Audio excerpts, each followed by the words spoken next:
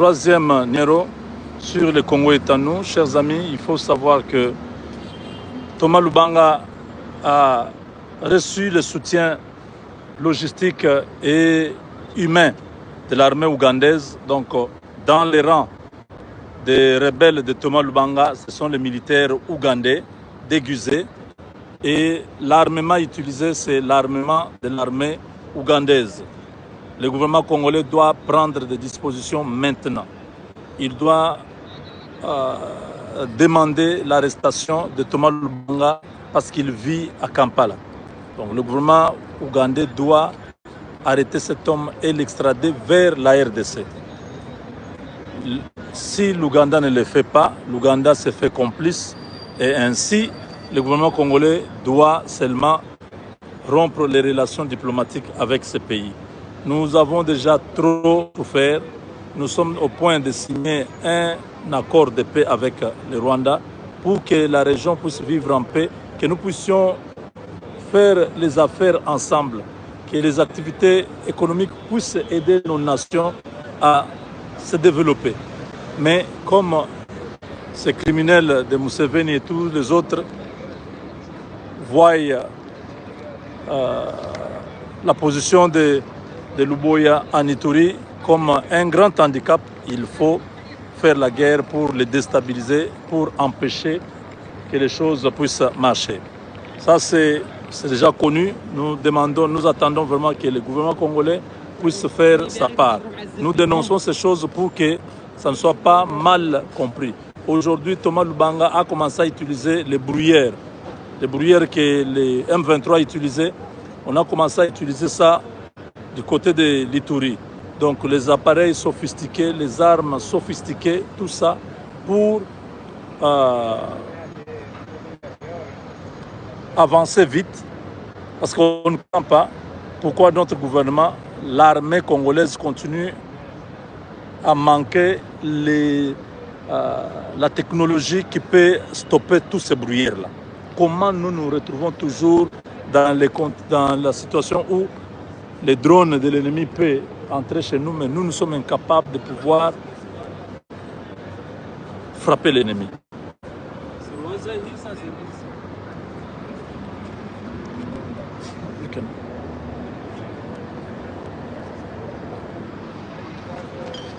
Donc, comme j'étais en train de dire, c'est que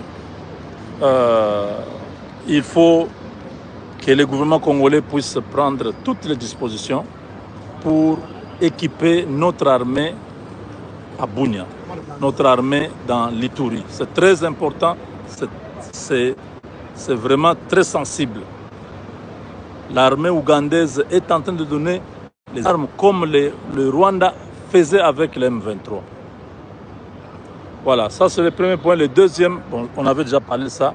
Il y a le dossier de ce colonel, le lieutenant-colonel Delphin Nkulu.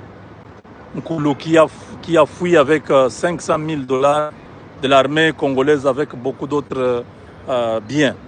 Ce colonel fait partie de l'équipe des officiers que la société civile a plusieurs fois dénoncé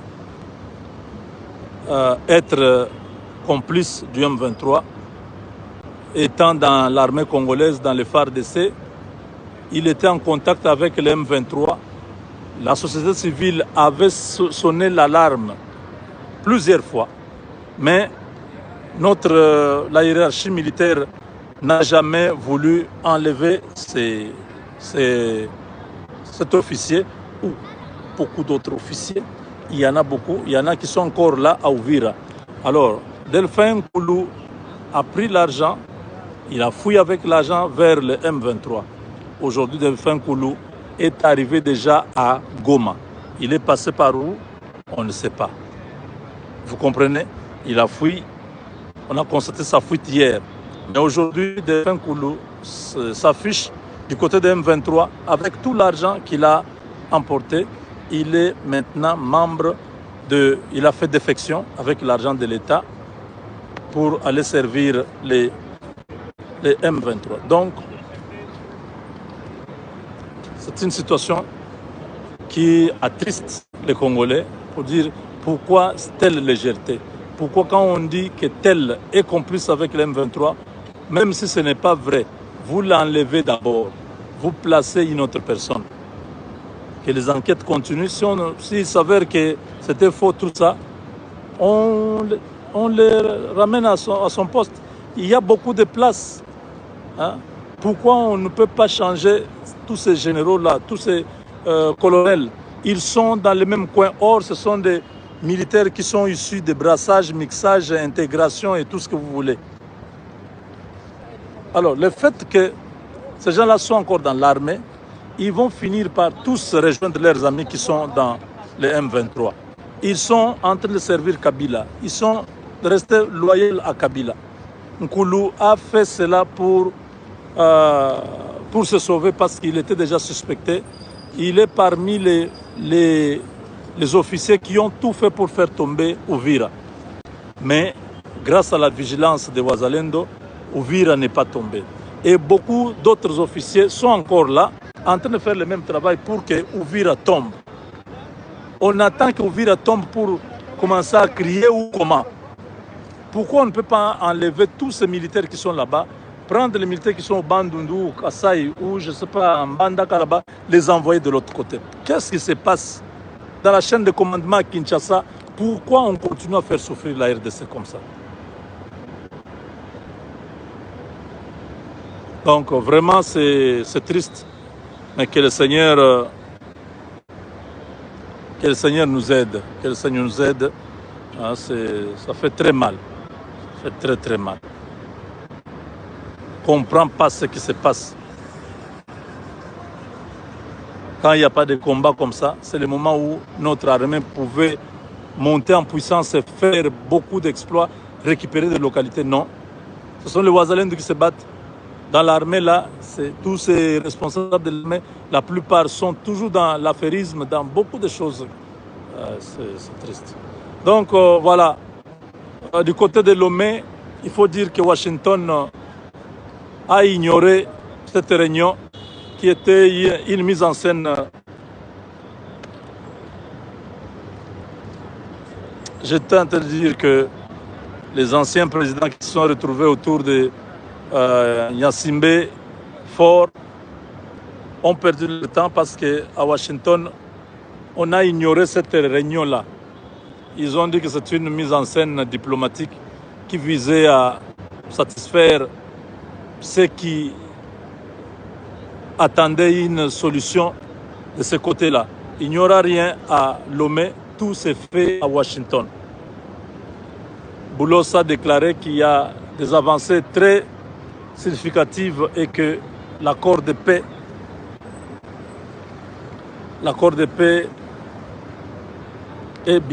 sera bientôt signé. Il y a espoir. Il y a espoir que les choses puissent se faire très vite et que nous puissions nous retrouver à la Maison Blanche avec les deux présidents qui vont signer cet accord, qui doivent s'engager devant les présidents américains. Donc cette histoire de Lomé, il faut oublier. Obasanjo a tenté par lui-même, ça n'a pas marché. Uhuru Kenyatta était là à un moment donné, ça a fouté. Donc tous ces présidents, il n'y a personne qui a la légitimité. Cette histoire a été improvisée par tous ces anciens présidents qui veulent avoir une position quelconque en RDC. La France utilisant Gnassingbé pour rentrer dans le jeu, Washington refuse. Washington veut régler cette question-là seul. Il n'y aura pas question d'amener tous ces processus qui se créent et qui se multiplient depuis que l'Union africaine existe. C'est une société folklorique, une organisation dépassée, une organisation folklorique sans budget. L'Union africaine attend qu'on puisse lui donner l'argent de l'Union européenne et des États-Unis. Une organisation qui n'a jamais résolu un conflit. Tous ces anciens présidents se sont retrouvés là pour distraire les gens. Soi-disant, une solution qu'ils vont proposer. Aucune solution ne viendra de l'Afrique. Tous ces gens sont manipulés par l'Occident. Tous ces présidents sont manipulés par l'Occident. D'où sortent-ils? Ils viennent d'où? Subitement, on nous parle d'un panel de 5 présidents plus un médiateur. Vous trouvez ça normal? Subitement, on apprend que Gnassingbé sera entouré de 5 autres présidents. Ils vont parler de la RDC. Heureusement que Washington a déjà refusé tout ça. Washington n'est pas dans leur jeu. C'est un truc que Macron et les autres ont fabriqué pour ralentir les processus. Ce processus-là ne va pas se faire. Ce processus est déjà très avancé et ça va aboutir très bientôt. Boulos a quitté le Caire, donc l'homme est en train de travailler et l'homme surveille bien le président africain parce qu'il a déjà compris que beaucoup parmi eux seront manipulés, utilisés pour saboter ce qui se passe à Washington. Donc beaucoup de gens m'ont appelé, oh non, mais cette histoire-là, pour Félix Aotika. Non, ce n'est pas Félix. Tous ces papas-là se sont battus pour qu'ils puissent se trouver dans ces deals comme ça, quand la RDC pourra avoir sa part, qu'il puisse avoir aussi des petits carrés miniers et tout ça. Tout le monde veut gagner derrière la RDC.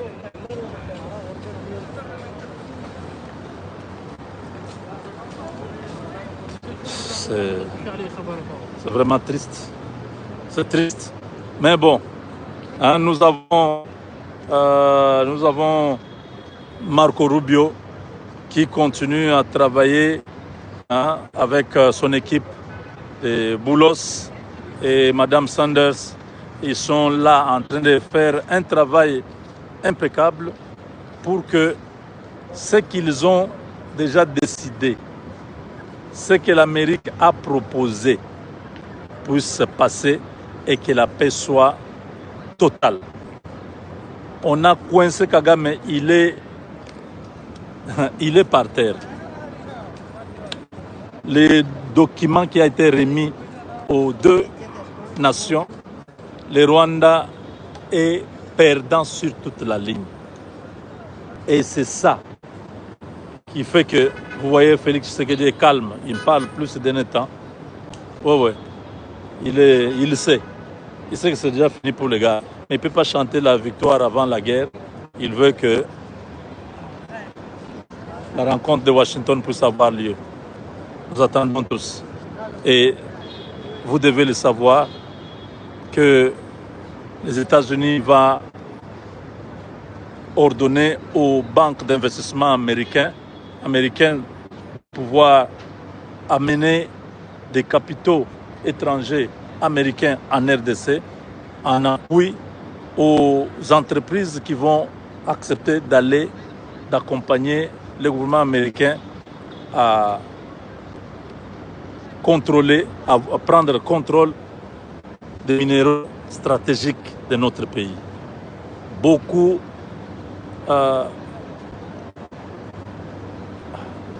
de présidents africains ne supportent pas que la RDC puisse se relever, puisse se tenir debout. Ils ont peur, je ne sais pas de quoi.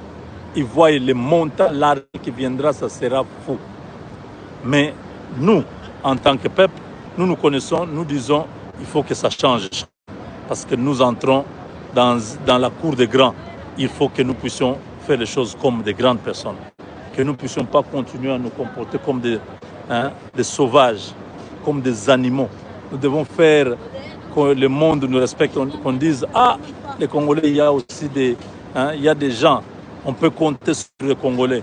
Ils ont vraiment l'expertise nécessaire.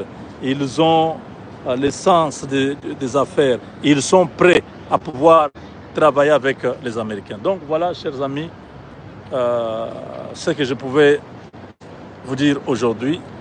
Là, je suis dehors, je ne peux pas lire vos commentaires. Je suis désolé, mais voilà, quand l'émission se termine, laissez-nous un commentaire partagez les émissions, surtout